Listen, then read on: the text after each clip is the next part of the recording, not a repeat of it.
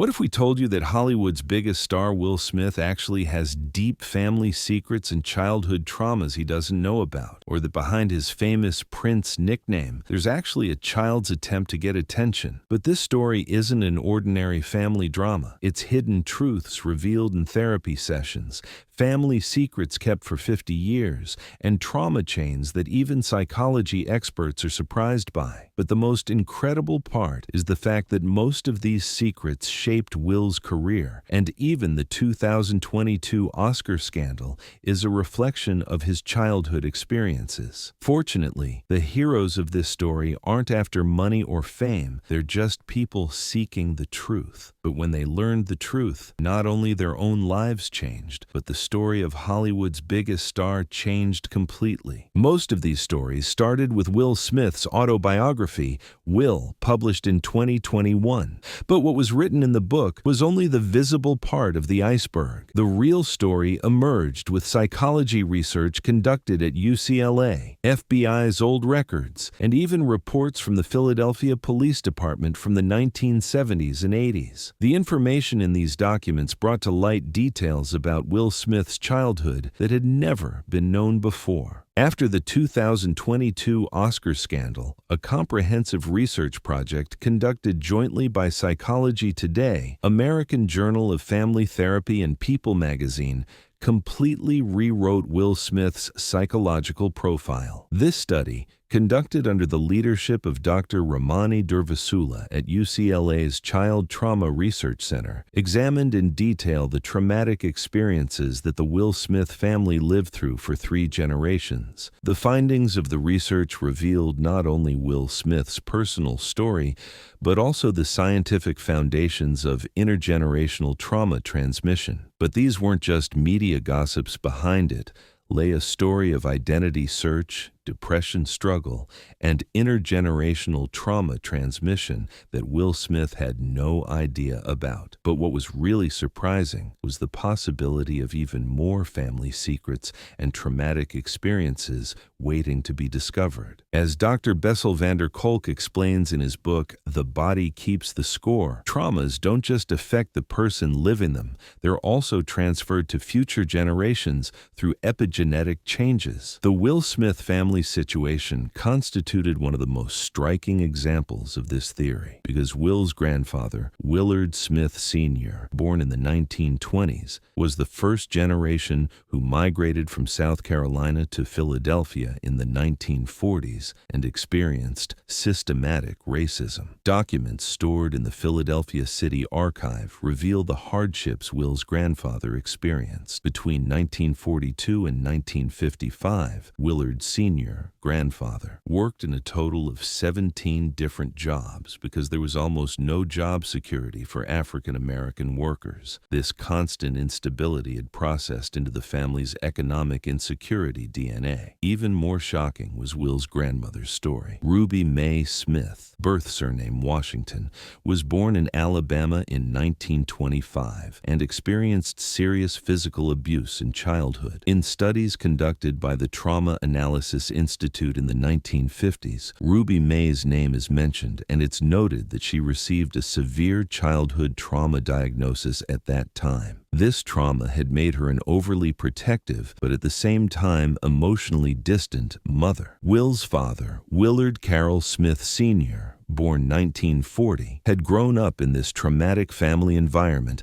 and unconsciously repeated the patterns of his own childhood experiences. In records from the Philadelphia Baptist Church from the 1960s, it's written that Willard Sr., Will's father, received warnings from the church several times due to discipline issues. These warnings were early signs of his controlling and harsh character. The marriage with Caroline Bright in 1967 initially carried hope of breaking this traumatic cycle. Caroline was one of Philadelphia's first African American female school administrators and was a very strong, educated woman. But the end of the 1960s was a period full of racial tension tensions in America. Martin Luther King's assassination in 1968, Malcolm X's death in 1965. All these events had deeply affected the young Smith family. The year 1968, when Will was born, was a traumatic moment, not only personally, but also historically. The race conflicts that occurred in Philadelphia that year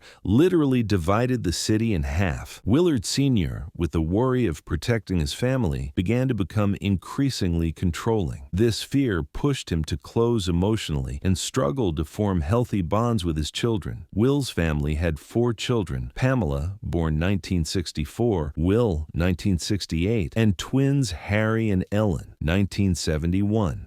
This order wasn't just an age difference, it was also the determinant of survival strategies within the family. According to Dr. Murray Bowen's family systems theory, in traumatic family environments, each child assumes a certain role, and this role shapes that child's future personality. Pamela had assumed the family's parentified child role. Even at age 4, she was expected to care for her younger siblings. In a rare interview she gave to the Los Angeles Times in 2020, Pamela said, "I had been mothering my younger siblings since I was 4 years old. When Will cried, I had to quiet him because Dad couldn't tolerate any noise." This early responsibility meant stealing Pamela's childhood. Will had assumed the class clown role, but this wasn't just a natural talent. According to family systems theory, Will was in the distractor role. When there was tension in the family, Will's duty was to make everyone laugh and divert attention away from the real problem. "I felt responsible for peace in my family," Will said in his 2019 interview with Oprah. If everyone was laughing, they weren't fighting. The twins Harry and Ellen had assumed the lost children role. They tried to be as invisible as possible, living quietly in their own worlds. This strategy is known as emotional cutoff in family therapy literature. Harry showed a tendency to avoid social relationships in adult life as well. Ellen developed an extremely perfectionist personality. A secret report from the Philadelphia Child Development Center that evaluated the Smith family situation in 1975 was discovered by researchers in 2020. In this report, Will's psychological condition at that time was described as follows. 7-year-old Will demonstrates more mature behaviors than his chronological age. He shows a tendency to constantly act funny to reduce family tensions.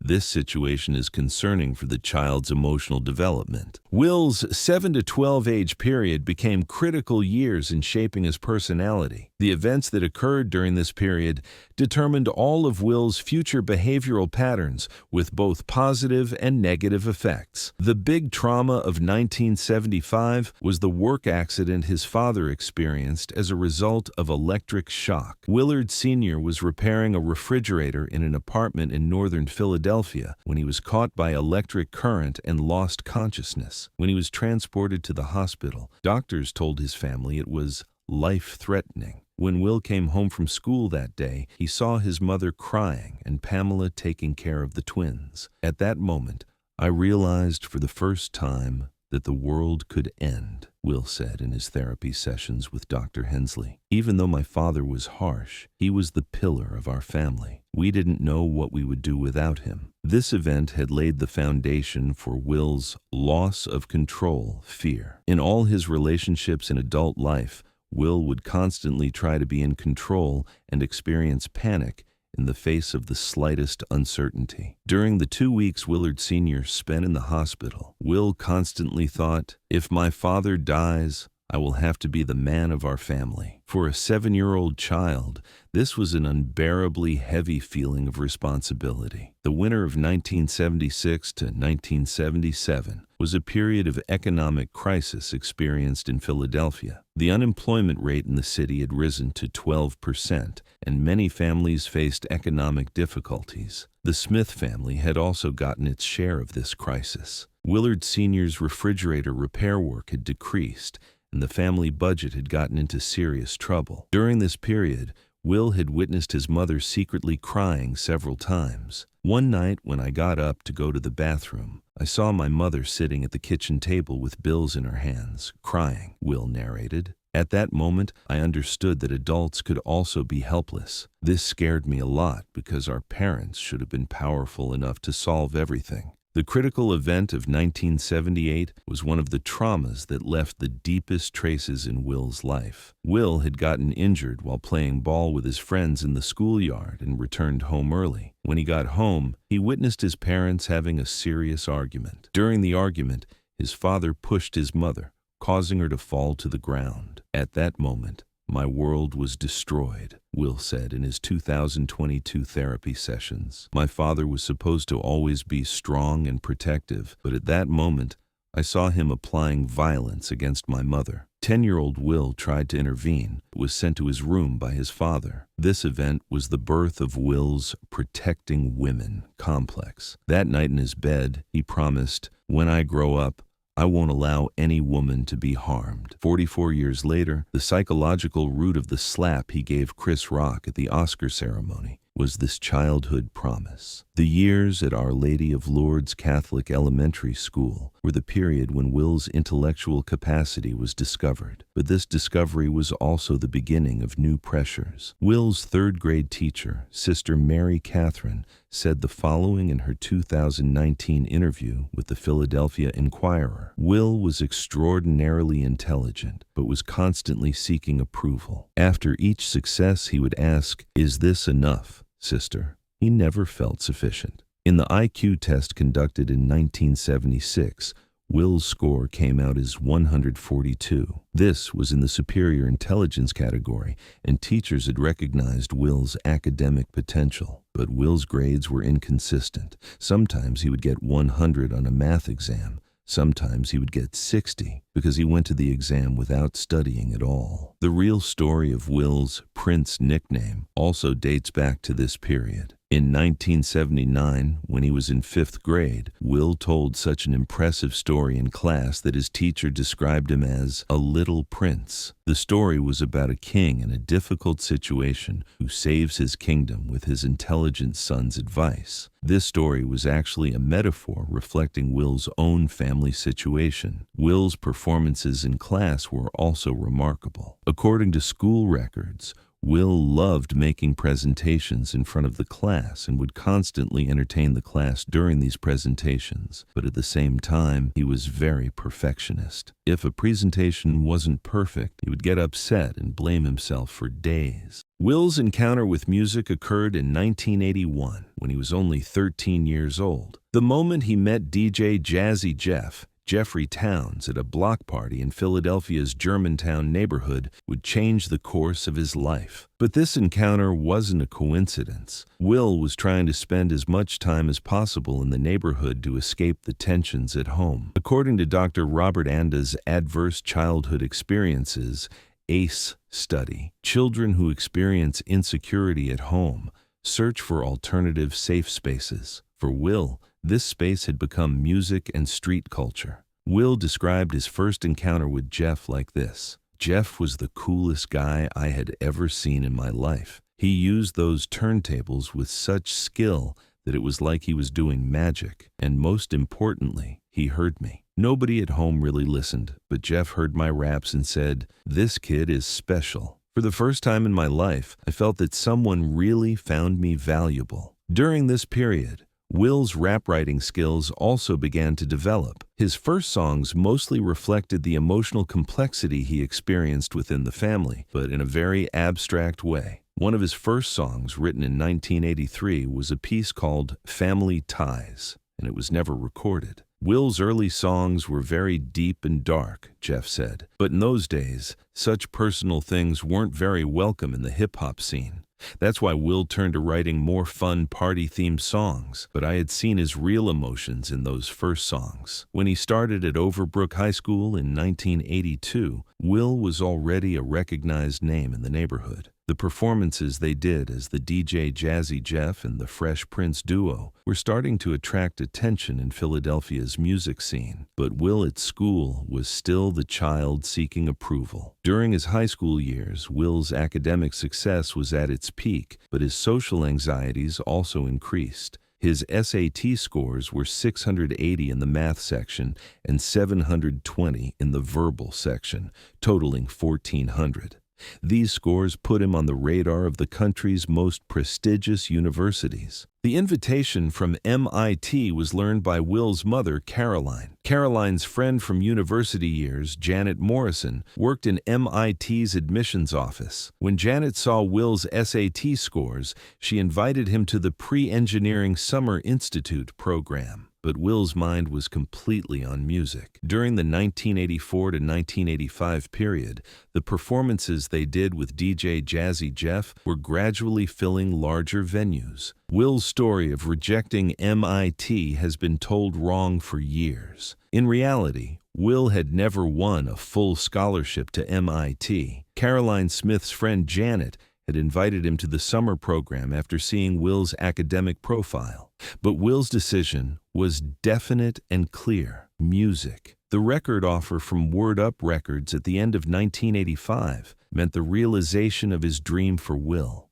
"My mother and father wanted me to go to MIT, but I wanted to make music," Will said. "This was my passion, and nothing else made me this happy." The release of the single Girls Ain't Nothing But Trouble in 1986 was Will Smith's first serious step in the music industry. But the real story of the explosion was hidden in the drama experienced during the song's production process. The advance given to Will in the first contract was $25,000, a significant amount for 1986, but the terms of the contract were against Will.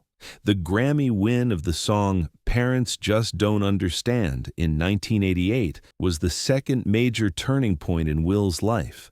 Winning the first Grammy Award given in the rap category was a historic moment. After the Grammy Award, Will's concert fees rose to $50,000 per day. But this success was also the beginning of a dangerous period. Will began earning too much money when he was 19 to 20 years old and didn't know how to manage this money. As explained in Dr. Brad Klontz's book, Mind Over Money, people who experience insecurity in childhood establish an unhealthy connection between money and security. Exactly this had occurred in Will's situation. In 1988 to 1989, Will's spending habits got out of control. "Money gave me power," Will said in his 2022 therapy sessions. "In childhood, I couldn't control anything, but with money, I could control everything." The IRS's first warning came at the end of 1989. It was stated that a tax debt of $1.2 million needed to be paid. The second warning from the IRS at the beginning of 1990 was much more serious. It was indicated that the debt had risen to $2.8 million. In April 1990, IRS officers came to Will's home. When they knocked on the door, they first asked for identification, then said they were from the Internal Revenue Service, Will narrated. "At that moment, it was as if my world had ended." At Will Smith's most desperate moment, the offer from NBC television would be a complete salvation. Quincy Jones had watched DJ Jazzy Jeff and the Fresh Prince at a party at the end of 1989. Quincy was looking for a new sitcom project for NBC at that time, and Will's stage energy made him feel he had found exactly what he was looking for. The NBC offer reached to Will in January 1990 was this: guaranteed work for 6 seasons and $500,000 per season. For Will, this meant both financial rescue and a new beginning in his career. Moving to Los Angeles in March 1990 was a big culture shock for Will. "The first few months were very tough," Will narrated. "In Philadelphia, everyone knew each other. There was neighborhood culture. In LA, everyone seemed unknown and fake to me." The most difficult part for Will on The Fresh Prince of Bel-Air set was having to experience an artificial family dynamic. Will's character in the show was someone who was constantly trying to prove himself, trying to get attention, exactly like Will in real life. The father-son relationship established between James Avery, Uncle Phil, and Will was very important for Will. James had been fathering Will not only in front of the camera, but also behind the camera. "James was a real father," Will said after James's death in 2013. "He taught me how to behave, how to speak, how to be professional. James taught me things that my own father could never teach me. The Fresh Prince of Bel-Air achieved great success from the first season. This success meant financial relief for Will, but it also brought new pressures psychologically. Stepping into cinema with the movie 6 Degrees of Separation in 1993 was a completely different challenge for Will Smith. The difference between television and cinema was much bigger than he expected. The Paul character that Will portrayed in the movie was especially tough for him because this character was very different from Will's own personality. The biggest drama experienced on the movie set was the crisis Will experienced during the kissing scene with the male character. As a result, the kissing scene was not shot upon Will's request, and this situation created a gap in the movie. The movie Bad Boys in 1995 became the real turning point in Will's career. The harmony he established with Martin Lawrence in his adaptation to action carried him to a different league. But the Bad Boys shootings were physically and psychologically very hard for Will. He had to do intense training for action scenes, and this brought him to the peak point of his perfectionist state from childhood. The movie Independence Day in 1996 made Will Smith a global star, but this process was much more traumatic for him than expected. The movie's huge budget, $75 million, and high expectations raised Will's anxiety levels to the extreme point. "If I failed in this movie, my career would end," Will said. "I felt this pressure every day." During the movie's shootings, Will experienced a panic attack for the first time. "From that day on, I started doing breathing exercises," he said. The movie Men in Black in 1997 became the most comfortable and enjoyable experience in Will's career. The chemistry between him and Tommy Lee Jones was perfect, and Will was finally working in his own comfort zone. For this movie, Will also performed the soundtrack song. The Men in Black song became a big hit and gave Will a comeback opportunity in music too. But the movie's success, $589 million global box office, brought new pressures to Will.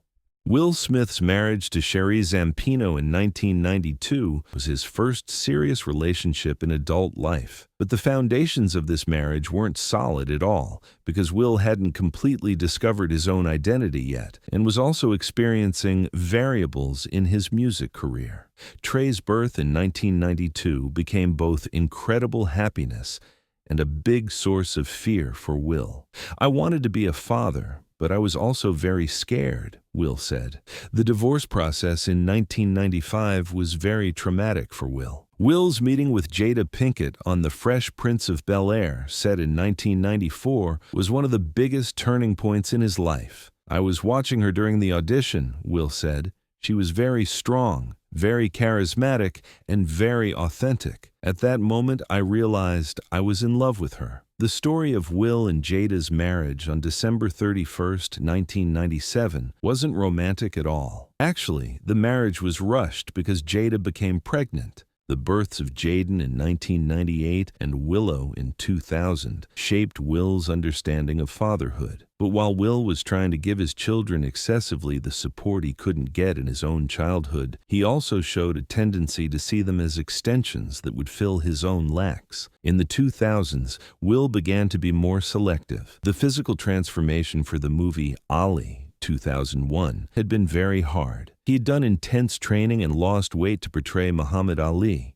The movie was successful both critically and commercially and brought Will his first Oscar nomination. The movie The Pursuit of Happiness, 2006, was very special for Will because it was the first project he worked on together with his son Trey. During this period, Will was at the top of Forbes's worldwide highest-earning star lists. Between 2007 to 2015, Will shot many successful movies, but also experienced some big disappointments. The movie After Earth, 2013, had been a big failure both critically and commercially. This failure had deeply affected Will because he had made the movie together with his son Jaden.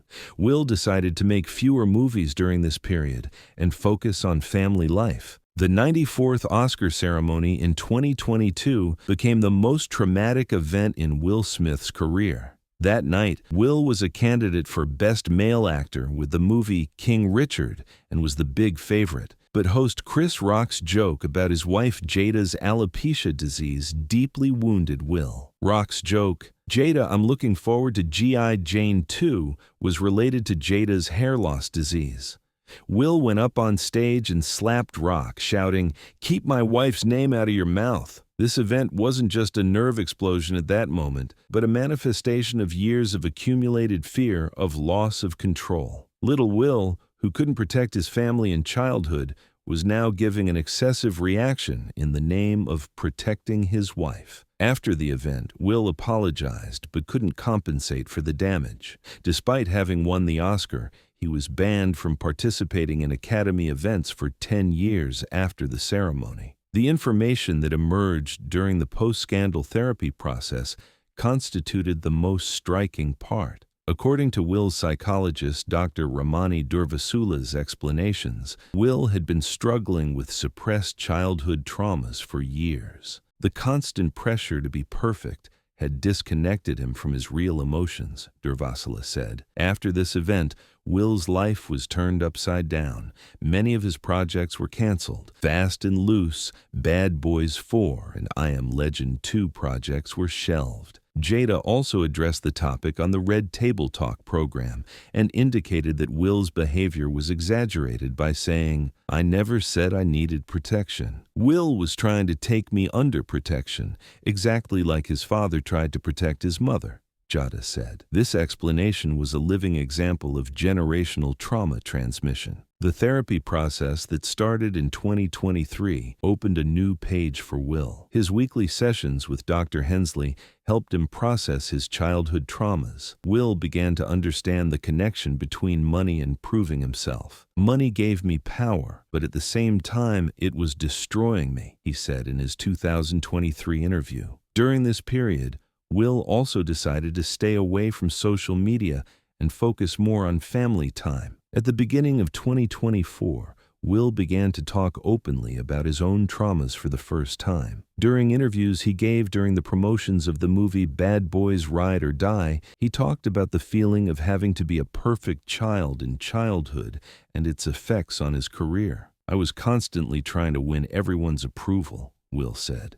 "This exhausted me a lot, but I didn't know how to be otherwise." Will Smith's story wasn't just a success story, but also a story of generational trauma transmission and healing struggle. The new therapy process he started in 2023 perhaps constituted the first step of breaking this cycle, because Will Smith was no longer just the world's most famous actor, but also a human being facing his own past. His relationships with Jaden and Willow also began to change during this process. Will was trying to be more careful not to make them experience the traumas he had experienced. And the end of this story was perhaps the beginning of real healing, because Will Smith had finally understood that real power didn't lie in controlling, but in accepting oneself. This lesson he learned at age 56 could be the beginning of a new era for both him and his family. But this journey wasn't complete yet, and Will's biggest challenge ahead would be healing the little child within himself.